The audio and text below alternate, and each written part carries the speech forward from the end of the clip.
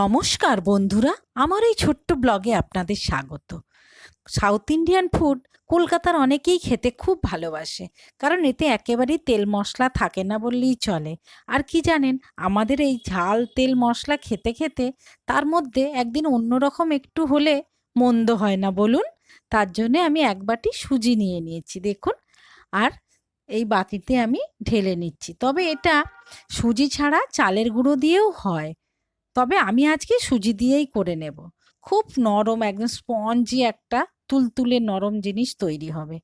আর এটার সঙ্গে আমি একটু দই মেশাবো। কলকাতায় এরকম টক দইয়ের প্যাকেট পাওয়া যায় জানেন। এ থেকেই আমি এক বাটির থেকে একটু কম দই নিয়ে নিয়েছি। এটা আমি সুজির সঙ্গে মিশিয়ে নেব। সুজিটাও আমি এক বাটির থেকে এই এক বাটির মতোই নিয়েছি। আর দইটা ওর থেকে একটু কম নিয়েছি। ওতে একটু জল দিয়ে বাটিতে, ওই জলটা আমি ওই সুজির মধ্যে ঢেলে দিয়েছি। তবে এটাকে আমি একটু ব্যাটার করে নেব, কিন্তু এতে দেখেই মনে হচ্ছে একটু জল কম হয়েছে জানেন, তার জন্য আমি আরেকটু অ্যাড করে নিয়েছি জল। ওই দইয়ের বাটিতেই দিয়েছি, ওতে আমি ঢেলে নিচ্ছি। এটা দিয়ে এবার আমি সুন্দর করে একটা ব্যাটার রেডি করে নেব। দেখুন, মোটামুটি দেখেই মনে হচ্ছে হয়ে গেছে। এরপর এটাকে আমি রেস্টে রেখে দেব ওই ২০ মিনিট আধ ঘন্টার মতো। এদিকে আমি ততক্ষণ চাটনিটা বানিয়ে নেওয়ার জন্য প্রিপারেশন নিচ্ছি। দেখুন, একটু তাওয়া গরম করে একটু আমি বাদাম দিয়ে দিয়েছি ভাজতে, আর আমার কাছে ছিল ভেজানো ছোলা, ওটাই দিয়ে দিয়েছি। তার সঙ্গে কয়েক কোয়া রসুন আর ২টো কাঁচা লঙ্কা দিয়েছি।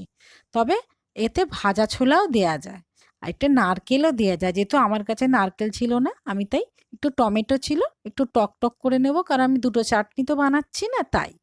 এখানে আমি একটু নুন, চিনি আর জল দিয়ে আর এই টমেটোটা দিয়ে এটাকে আমি মিক্স করে নিয়েছি। দেখুন রেডি হয়ে গেছে। এরপর এটাকে আমি রেখে দেব। চাটনিটা বানাবার জন্যে আরও একটু কাজ পড়ে আছে। এখানে যে রেস্টে রেখেছিলাম ব্যাটারটাতে বেকিং সোডার একটু নুন মিশিয়ে নিচ্ছি। আর ইডলি যাতে বসাবো সেই মেকারটায় আমি একটু তেল ব্রাশ করে নিচ্ছি। আর ওই বাটিটার মধ্যে একটু জল ঢেলে নিচ্ছি, একদম অল্প জল দিয়ে মেকারটা বসিয়ে দিলাম। এবার এই যে ব্যাটারটা রেডি করে রেখেছিলাম, ওটা আমি একটা একটা করে দিয়ে দেব। তার আগে আমি তো তেলটা ব্রাশ করেই রেখেছি ওতে।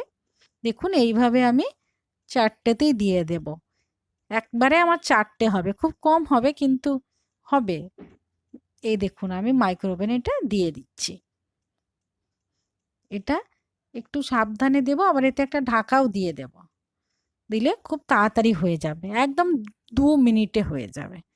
আপনারা দেখতেই পাবেন। এটাকে এবার আমি বন্ধ করে দেব, দিয়ে আমি টাইমটা সেট করে নেব। ২ মিনিট দিয়ে দেব। এক্কেবারে ২ মিনিটেই দেখবেন কত সুন্দর হয়ে গেছে। এইবার এদিকে আমি যে চাটনিটা ছিল তার ফোড়নটা দেব। দেখুন, চাটনিতে একটু কাজ বাকি আছে, এতে সর্ষে ফোড়ন দিয়ে দিয়েছি। তবে হ্যাঁ, আমার কাছে জানেন কাঁচা কারি পাতা নেই, শুকনো পাতাই আছে।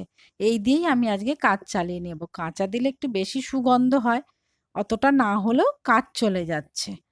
এই যে দিয়ে নিয়েছি, এবার আমি ওইটা ওই চাটনির মধ্যে, ওই মিক্সের মধ্যে ঢেলে নিয়েছি।